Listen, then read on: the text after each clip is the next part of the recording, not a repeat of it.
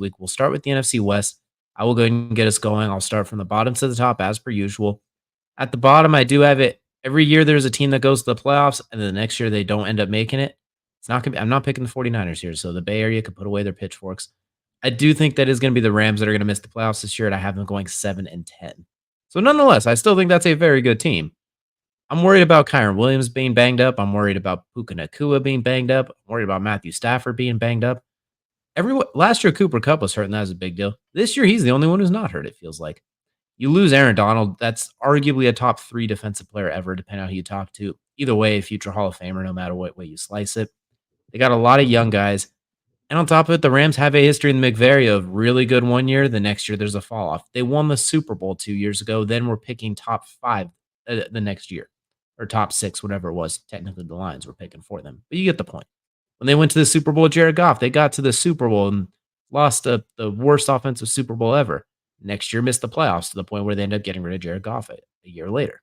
So following that trend, plus the injuries, plus we'll talk a little bit about some of the other teams. I'm going to put the Rams at 7-10. A good, respectable year, like put them in the NFC South. They might be the champions, honestly.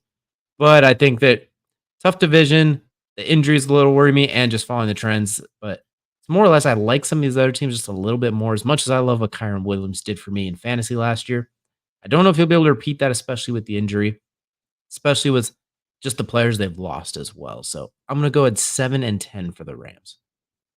Yeah, I mean, definitely don't hate this one. I think it's worth mentioning all the players they did lose. Obviously, Aaron Donald, the big one you mentioned.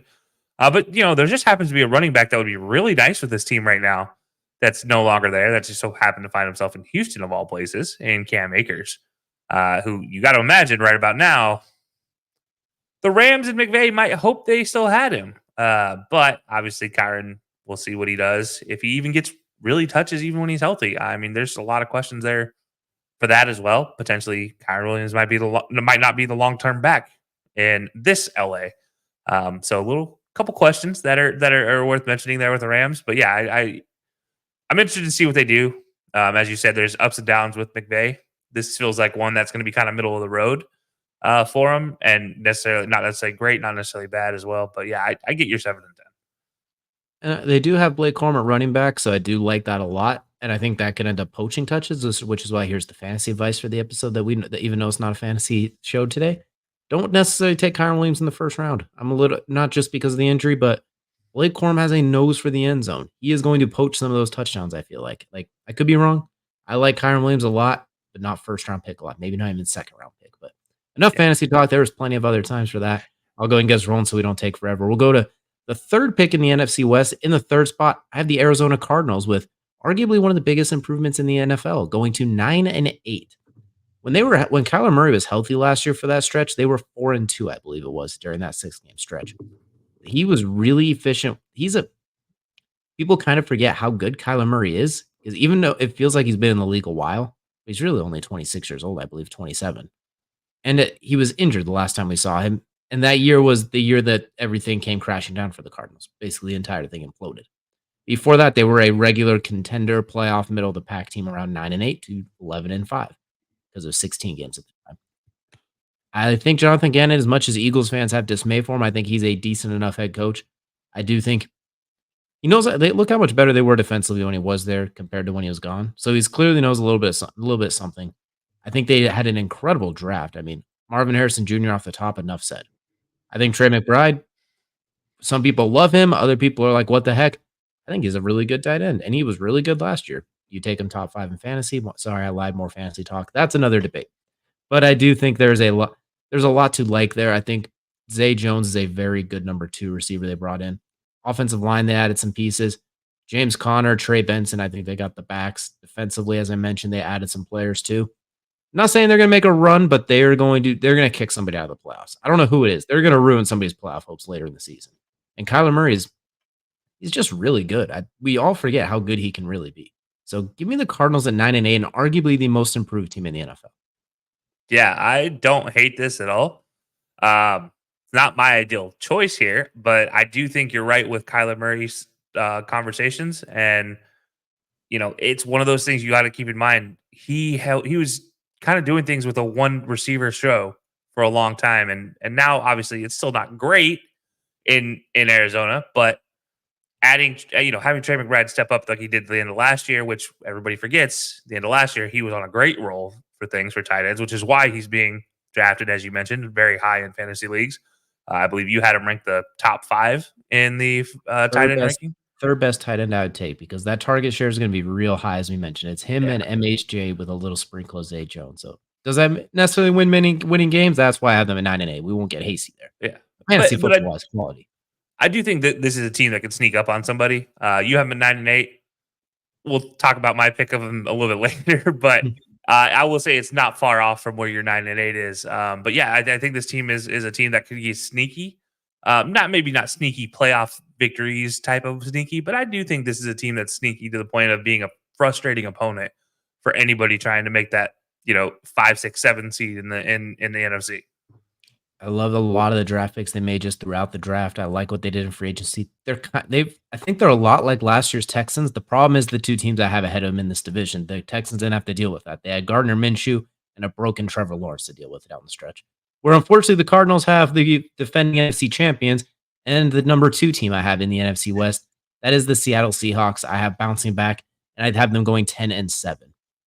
Offensively, I like Ben Grubb as the new offense coordinator. Shane Waldron is a good OC. I think he's going to do good in Chicago, but I really do like what Ben Grubb's going to bring here with these position groups. Jackson Smith and Jigba, I think, is poised to break out in this offense. I think we saw a lot of it with Jalen Polk and those guys at UW. DK Metcalf, I think, finally has his first season of 1,000 yards and 10 touchdowns. He's done one or the other every year of his career. He just hasn't done both in the same season, which is not a knock on him. That's not insulting. I'm saying that's how good I think he's going to be. Tyler Lockett's still going to Tyler Lockett. He's still a best ball baller. Go check out our fantasy football rankings from a few weeks ago. I explained more about that. This year, I think they're just going to be healthier. Last year, their offensive line was ravaged by injuries. It was a rotating, revolving door. Geno Smith, I don't know if he'll be didn't write back Geno, but I think he'll be a little bit better and a little healthier, especially. Defensively is where they're going to be menacing. The secondary, outside of rookie Devin Witherspoon, kind of took a step back last year. Like Tariq Woolen wasn't quite as terrifying. I think that's going to change this year, especially with Mike McDonald, the head coach, the former defense coordinator of the Ravens. Innovative as it comes, his defensive schemes, I'm not going to go deep into them because frankly, it's a mess to try and explain sometimes. I need the full conspiracy theory board behind me to go through all of it. But basically, he makes an incredibly hard defense really easy, which makes it very, very easy for them to rotate and switch through defenses quickly. What we saw Kyle Hamilton do last year, I imagine Devin Witherspoon is going to do a lot of the same. As far as a defensive back blitzing, dropping a coverage, run defense, a very multifaceted secondary player who's, for lack of better terms, has that dog in him. I think pass rush, they actually got a rush too. I think Byron Murphy is going to revitalize the pass rush. So you know what? And I think running game, Kenneth Walker, I think they're going to actually feed him the ball a little bit more consistently this year. And Zach Charbonnet is a good spell back. And they'll throw the ball to the tight end. So give me the Seahawks at 10-7. I think defensively they're going to get after it. I think they're going to be the team that people do not want to play, especially if it's a little chilly out, because I think they'll be able to run the ball. Their defense is going to be smacking people. And Kenneth he played at Michigan State. He knows how to run in the cold. It hurts. Trying to tackle him hurts. And Zach Charbonnet is a big boy. So I think they're going to be a tough team to deal with when it gets cold. Yeah, I like the running backs here in Seattle. I don't know if I like them 10-7 good, but I get where you're coming from because this team does have that opportunity. They are a team that is very much decided by their own approach to the game, how well they play defensively specifically. You talk about their DBs as well. Don't forget they added 2 Auburn guys, which I'm going to call out every single time, but they added 2 of the better corners in this draft that didn't go in the top 2 rounds because if anybody remembers this draft, it was the wildest situations for corners I've ever seen where there wasn't a none taken anywhere where you were expecting. Like it was insane. So you had Nehemiah Pritchett being taken 136th and DJ James taken in the 6th round. There's 2 DBs that can help fill out the rest of this defense. And I'm not going to say go Legion of Boom style, but you're going to be playing a lot more nickel. You're going to be playing a lot more dime. And these guys love to go up and tackle, but they can cover with the best of them in the SEC, where most of the receivers are going to be facing are SEC caliber receivers, and then Marvin Harrison Jr. In their own division. So it's always worth. I guess I should shout out Cooper Kupp by himself as well. But everywhere else you look at this team, there's positives. You wonder if they're actually going to finally put it together. You mentioned Geno riding back. I don't think it's just Geno now. Now we've got to talk about the offensive line right back. Now you got to talk about the defensive line right back, and especially those linebackers. I think they need to have a big season for the Seahawks to end up 10-7. But yeah, I get where you're coming from, and it is a possibility. I personally don't agree, but I get where you're coming from. They're definitely going to be they're going to be a fun team to watch. That's what I think is for sure. I think there's a then again they did burn me pretty badly last year. So if they end up failing again this year, I will never pick them to go to the playoffs again. They will be permanently exiled after what they did to me last year. But as absolutely a shock to nobody, we will have the 49ers at the top of the NFC West, and I have them going 12-5. So sorry, 11-6, excuse me. I can't read my own writing. But I think they're going to be fine. They're still going to be the 49ers. They're going to go 4-2 in the division. I think Brandon Ayuk's not going anywhere. I think this is the Debo Samuel situation from a couple years ago, just drug on a little bit longer. I think they're going to find a way to somehow pay him, and they'll do something off season. They're going to kick the can down the road one more year. They're going to be fine. They still have arguably the best defense in the NFL and arguably a top 5 offense. George Kittle's still the man. Debo Samuel's still a weapon. Brandon Ayuk is still electric. Christian McCaffrey, moved on. Elijah Mitchell's still there as a backup. The offensive line's getting better too. I do like some of the picks they made because outside of Trent Williams is a little shaky. Now they fortified it up a bit. Not to mention you got Ricky Pearsall, the rookie, coming in. Kyle Juszczyk, the juice. There's just too much to like about this team, so I don't think the Super Bowl hangover, quote unquote, is going to kill them this year. So we're going to put them at 11-6. Very not as dominant as last year, but I think they'll be very good. Okay. All right. Yeah. Obviously, 49ers, they are what they are, right? They are the most effective offense with the least number of yards covered in any pass. And that's a wild thought, but Brock Purdy does it and does it well, and I will applaud him every single time he makes the right move on this in a game, because we don't hate game managers here. Game managers is not a swear word on this podcast. We are game manager stands because game managers win Super Bowls. Uh, Look, they haven't gotten there yet. They haven't won the title yet, but they've gotten there twice in the last 5 years, and one with Jimmy, one with Brock. Now, if you keeping this team together, obviously there's questions over Trent Williams' holdout. Will he come back? Will he be healthy? Will he be ready to play? 36 years old. I'm not concerned as long as he shows up. Brandon Ayuk, on the other hand, there are questions, right? Will that contract get done? Obviously, that was a holdout. Will that affect this team? I don't think so, but I get where personally, 11-6 feels a little low for how good the Niners could be. But you also have the rest of this division a little bit stronger than maybe even I'm thinking they are. So I see where the 11 comes from, because I can see a couple losses happening in division if they're just not on their P's and Q's. But we're talking about one of the great teams all around. But I do have a question to ask you about this. What's up? If Brandon Ayuk is not there at the midway point this year, does it change your outlook for better or worse? Not really. It doesn't change a whole lot. He's awesome, but like you said, and I'm going to pull up our comment here from Billy as well. What a toolbox to manage for Purdy. It's not just any type, but he's got a Craftsman like 550 pure solid gold tool chest to work out of. That's like Yeah. 14 rows by 14 feet. Like he's got some weapons work. I think Ricky Pearsall's nice. I think he'll fit in that role nicely if they have to. Jennings is still there too. We forget you're almost Super Bowl Super Bowl MVP Jennings as well. Like Man, they they find a things, if way. they happen, if they had Like, happened, that'd have been so nice. That money would have been real pretty. things just work. They just find a way to make it work. So 11 is if Ayuk's there, maybe they're more 12-5. But you know what? They're still just really good. I do think there's just going to be tougher division. Schedule's a little bit tougher this year too. So I think 11-6 feels fair. It might be a little bit lowballing, but at the same time, I think it feels right. You know what? It feels right. They're going to be fine. They might not be as dominant as they were last year, where they were crushing everybody, minus like a 3-week stretch when they lost 3 in a row. I don't think we'll see Debo wearing black Air Force Ones to a game and then standing on business and scoring 3 touchdowns and 42 fantasy points. I don't know if we'll see that necessarily as weekly, but I think they're going to be fine. Yeah. And also, I think it's worth mentioning, they did get healthier in the offseason. Obviously, losing, I can't think of his name right now, middle linebacker / safety guy who is just a jack of all trades, whose name is escaping me. Yes, thank you. Getting healthy, and he comes in this defense, and all of a sudden, guess what? You have a instant playmaker on defense who, if he was there in the Super Bowl, I believe changes things. Very much so. It's definitely. Definitely something we'll keep an eye on. But I'll go and quickly recap the NFC West for me, starting from the bottom to the top. The bottom, I got the Rams at 7-10. 3, I have the Cardinals at 9-8. Number 2, we have the Seahawks at 10-7. And at 1, the aforementioned 49ers at 11-6. And Kelsey, it is your turn. You said I see where you're coming from, but I disagree on a lot of them. So I'm curious to see where we disagree on. Yeah, first thing I just want to throw this up here. LA Rams contender for division title as well. I will come to this in a minute, but I just wanted to throw it up there because it is worth a conversation potentially. A little prelude. Okay. Yeah, a little prelude to the future. But yeah, no, we're going to start at the bottom. And just like you, we're going to work our way up to the top because that's how we do things here. Starting at the bottom, I'm going to the Seattle Seahawks, 6-11. You have Gino riding back somewhat. I don't have them riding back. And the So big we have it reason the why, opposite way. You have him riding back. I have him not riding back.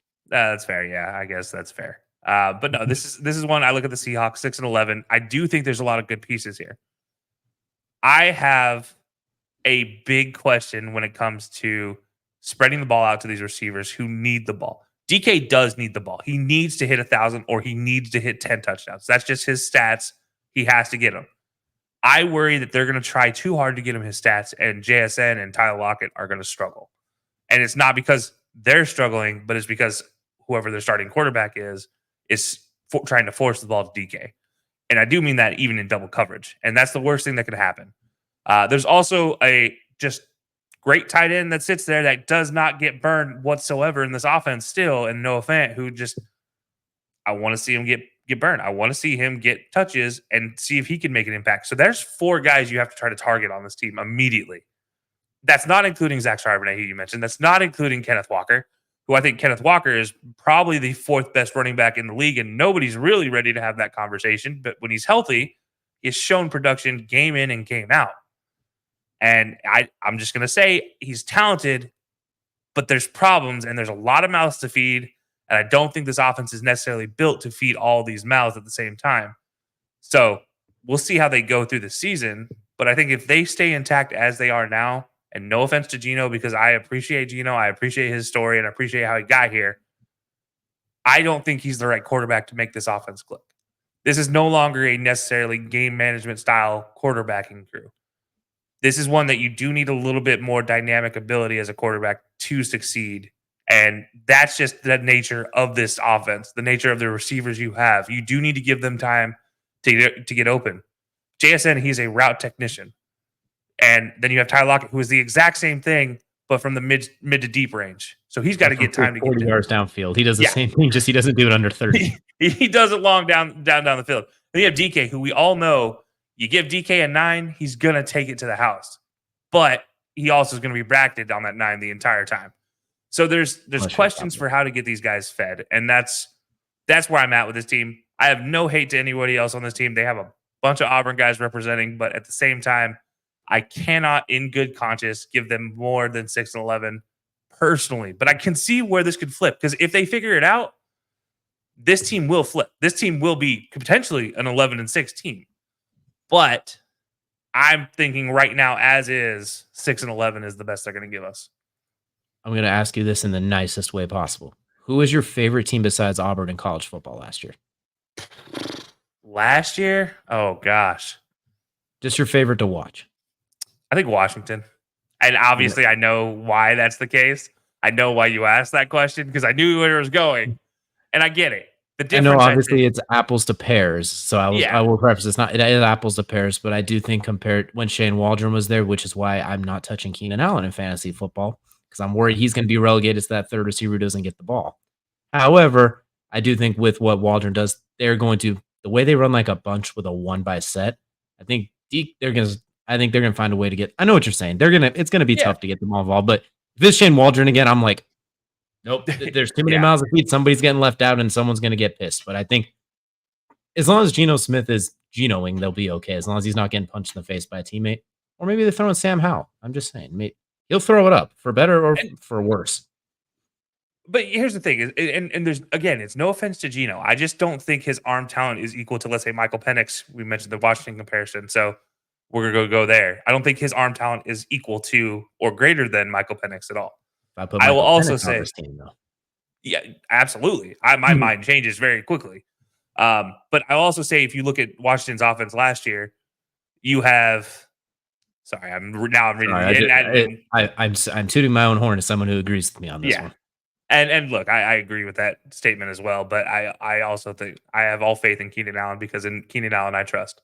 He has got me too far in fantasy leagues to not Hmm. trust him. But no, anyways, I look back to this Washington team in comparison to this Seattle team this year. I look at Jalen Polk.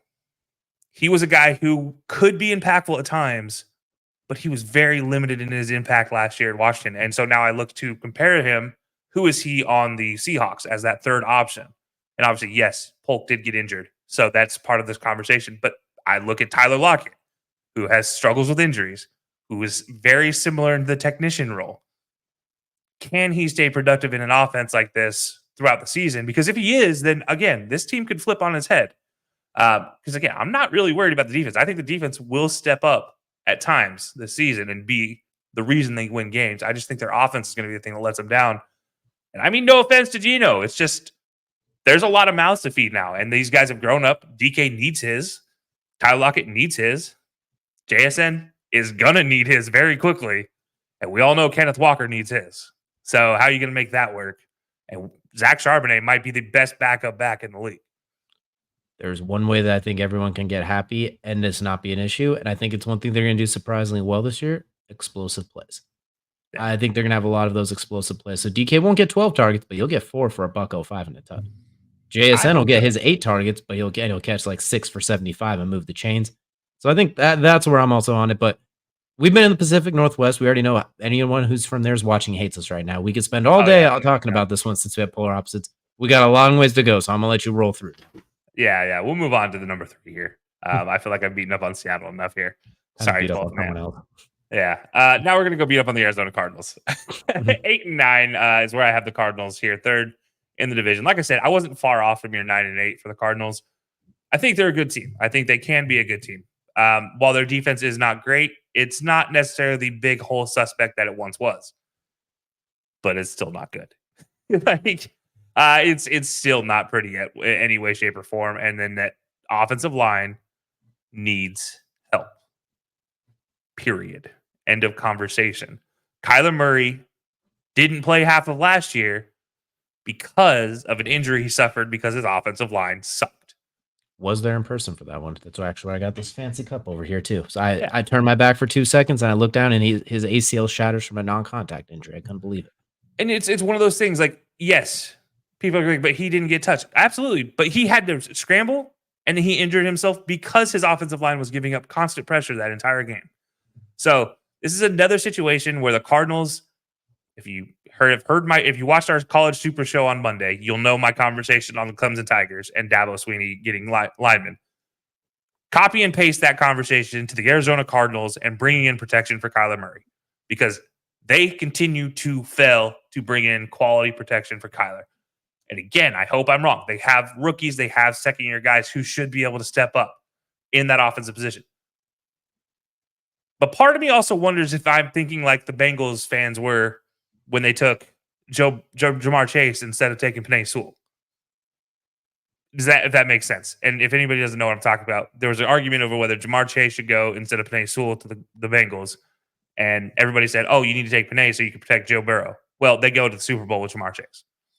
They don't go to the Super Bowl with Penei Sewell. So I'm wondering if this is a situation like that where you took MHJ and so now you have that ability to go beyond. I also think one underrated player on this team, and it's somebody who stepped up last year, is Greg Dortch. I do think he's got the talent to be good. I think he has the knowledge to get into open spaces, and him and Kyler seem to have a good rapport, which is huge for that situation. Kyler gets out of the pocket. You need somebody to dump it off to besides Trey McBride. I think Greg Dortch could be that guy. So I think there's positives here. I just don't think maybe they're necessarily there yet. So that's where I'm at with the Cardinals, 8 and 9. I don't know, not bad, but not great. I do like Dortch. He's definitely a sleeper pick if you're looking for a late fantasy one or a dynasty pick late. I think he's a good pickup as well too. You might have to take him a free agency in dynasty, but I think he's a good solid pickup, especially if you have one of those like 3 receivers, 3 tight end, 3 flex leagues where you just have so many openings. He could be somebody to pop in there.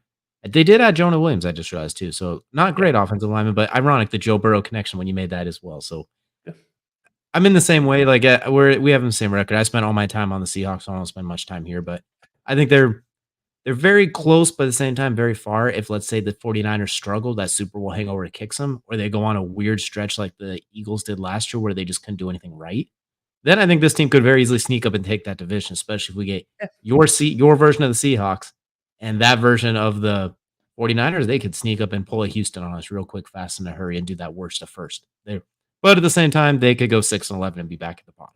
They're Yeah. they're they're the I'm not betting on this team at all. Like, this is the one I'm not betting real money on them. I'm only betting on him in one game and one game only all year. And it's one of the games against the Rams because that just seems to be how they do it. You know what? That's fair. Like, they will find a way. Like, they'll find a way to pull that one off. I'll say I'm not taking their preseason over unders, anything like that. Unless it's set at like 5, then maybe I'll go over 5. But I think it's set at 6.5. Yeah, no, Not we're not. touching that. We're not touching that one at all. But now I really do want to go back here real fast to this comment because now we're here. We're at that point. I have 2 teams left in the NFC West. Rams are a contender for the division title. Absolutely. Do I give it to them? DJ, what do you think? Do I give it to them? Let me just grab my challenge flag just in case you do. No, the answer is no. I have the Rams here, number 2 in the division, 8-9 as well. However, and this is a huge caveat, they go 4-2 in division. I think this team is good, but I think the injuries, and this is just where I'm at with this team. I think Cooper coming back from injury, Puka going down with injury, Stafford continuously having the shoulder injury. I am concerned, to say the least. And then obviously you mentioned Kyron. Yeah, absolutely concerned. I do think Blake Corum will be a fantastic piece, but they still never replaced their left tackle that got them to the Super Bowl and won a Super Bowl. Or any of the other offensive linemen, really. Yeah, Andrew Whitworth obviously not being there. He's in the booth now. Haven't was not the guy. And so can they figure it out? Can they get enough offensive linemen in there to help protect Stafford, keep his shoulder from dying, and help keep Blake Corum getting into the end zone? Because he does have a knack to get in the end zone. He showed it in Michigan. He showed it back in his days in Baltimore playing high school football there, leading the nation in touchdown rushes for a running back at that level, which is kind of crazy. But yeah, I think this team is good. I think they have the pieces, but I think they lost some important pieces that would take them to that next level of being a division winner. But I do think they do have really good pieces in place if they can just stay healthy, which right now they're not healthy. So I can't really give them more than 8-9 in this one. Ironically enough, I have them at 4. You have them at 2. We have 1 win difference. So I don't have too much to add to the Rams either. I think if they are healthy, we saw what happened last year when they were mostly healthy. They were very good. So I think if they can stay mostly healthy this year, they could be in the thick of it. I'm picking against history as well as injury with this one. That's why I'm picking again to them to be quote unquote worse this year at 7-10. I don't even have them being bad. So I don't got much on here. I've used all my time for the Seahawks once again. So I have forfeited my time. All right. Well, we'll move on then. First place, obviously, being the 49ers, 13-4. I have them a little bit higher than you do. I have a little more faith, but I think it comes in division is why I have them a little bit higher. And that's because they go 6-0 in division. Oh, wow. I think on paper, this team has everybody in the division's number because just given their strengths versus everybody else's weakness, everybody else in this division does struggle on the offensive line. Seahawks may be the better of the 3 other teams, but the defensive line for the 49ers is a monster in and of itself. So I do think that's why I put the Niners here at number 1, 6-0 in their division, 13-4. I just think they're too good, and it's so easy for Brock Purdy's career to just continue to kill you with whatever open guy is there. And I'm not trying to sell him short or anything in that. I'm saying that is a brilliant ability to have as a quarterback, that you have weapons that if you're smart enough as a quarterback to use, you will win. And that's the whole thing with game managers, why I love game managers, why we talk about positive things about game managers, is because you just have to use what's available to you to win. That's all game manager is. It's just using the talents that are around you to make the best play. Seems very simple. Yet we constantly see super talents in the league not able to use the talents around them to succeed. Whether that's a coaching fault, whether that's the player's fault, completely not the point of this conversation. It's just a fact that people do not use those talents that are around them. And having a quarterback that can and having a coaching staff that gives him that trust is huge for Brock Purdy. It's huge for the Niners. It's why the Niners right now are on a run they haven't seen since the 90s. And that's sucks to see it as a person who does not like the Niners. But you know what? Yeah, here they are, 13-4, top of the division yet again.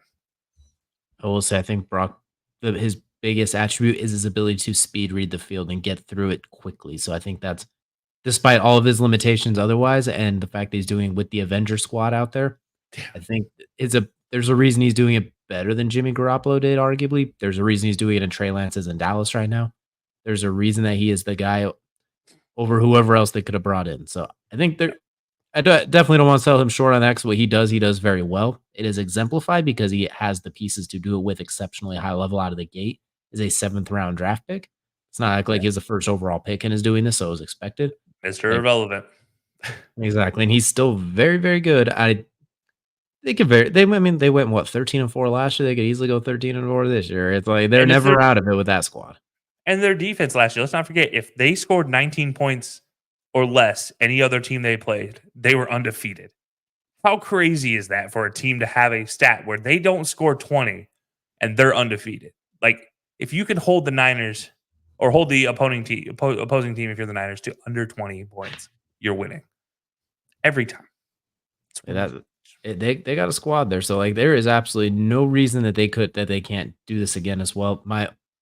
There's some questions, there's some concerns, but that being said, like that's still that on paper, that's arguably a top 3 team in the NFL on paper, something like that. Like it's by the way, it was 19 points. It was 19 points because the Browns scored 19 and beat them. But you were right. Yeah, sorry. Yeah. Under 19 points. My bad. Sorry, I had to give your hometown the love there. So that's not my hometown. I just happen to live here. Your living town, however you want to call it. But at the same point stands, all right, 19. It's 1 point difference. That's absolutely insane. In today's NFL, where points can randomly come in abundance. Like, yeah, you never know. And also, they have the 2 best blocking non-linemen, I think, in the league. If not, they're in the conversation. Like it's a short list. They're definitely top 3, and they're not number 3. No offense to Monroe, but you might be number 3 in this list. Yeah, so they're they're talented all across the board. So just a recap though, starting with the bottom, working my way up for the NFC West. We have the Seahawks at 6-11, the Cardinals at 8-9, the Rams winning on division record at 8-9 and taking the 2nd place spot here. And then you have the Niners 13-4 being dominant like they should be. Absolutely. And now for our unanimous fan vote, or our anonymous fan vote, excuse me, from the bottom to the top, we have the Cardinals at 7-10, the Rams at 9-8, the Seahawks at 9-8, and the 49ers at 11-6. So where it is different, it is the same, and where it is the same, it is different.